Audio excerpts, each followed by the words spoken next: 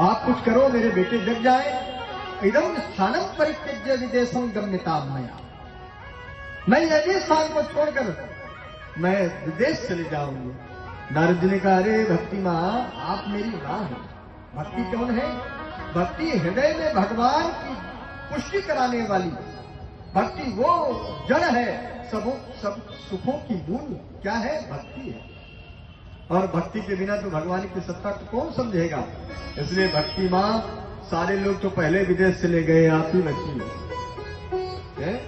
लक्ष्मी गई अमेरिका, पहुंचे तीन गणेश, और हम सबके इस देश में केवल बचे महेश। भगवान भोलेनाथ के अलावा कोई तो वैसे नहीं बचा, सारे लोग चले गए हैं। अब आप भी चली जाओगी तो फिर हमारा क्या होगा?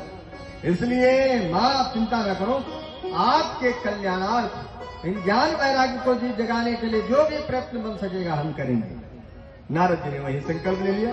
भक्ति माता बड़ी प्रसन्न हो गई, हमारे बच्चों की डॉक्टरी हो जाएगी, मेरे बच्चे स्वस्थ हो जाएंगे। और फिर संतों को प्रणाम किया, बड़े भाव से भगवान की स्तुति। भाग्योदयेन बहुजन्म समर्जितेन सत्संगमं च लभते पुरुषो अज्ञान हेतु कृतमोहमनान्धकार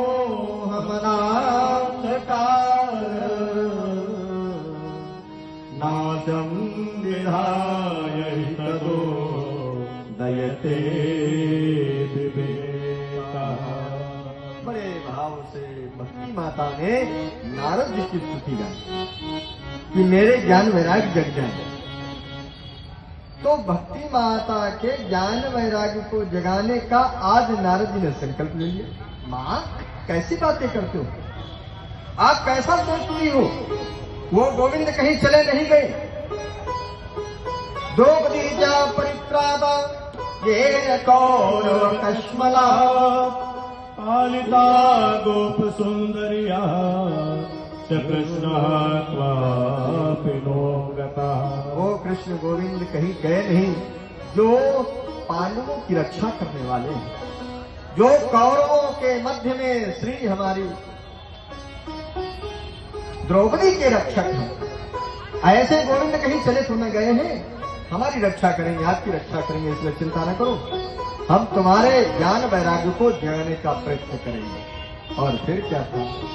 नारद जी ने ये प्रयत्न कर दिया, सब कुछ उपाय कर लिया, लेकिन ज्ञान वैराग्य नहीं जगे।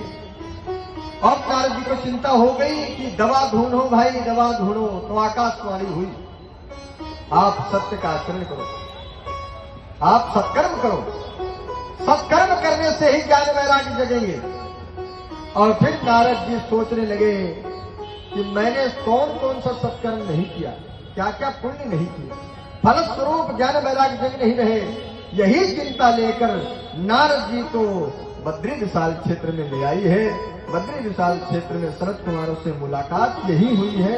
इसी कारण नारद जी पुनः भक्ति माता के कष्ट की निवृत्ति करने के लिए एक जगह समागम जुड़ा, वो है हरिद्वार में आनंद नामक घाट पे। सबसे पहले सप्तागिरी से नारद जी ने कथा सुनी, सनत कुमारों ने सुनाई, और सारे ऋषिगण महात्मागण सब के सब भगवान की उस कथा को सुनने के सहभागी बने। बड़े बड़े योद्धा वेत्ता सब के सब महात्मा लोग, साधु लोग, सब ने आकर भगवान की कथा सुनी। और कथा का आश्रय क्या हुआ?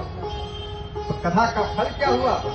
कथा का फल ये हुआ, भक्ति माता के कष्ट की निवृत्ति हो गई, ज्ञान वैराग्य जग गए।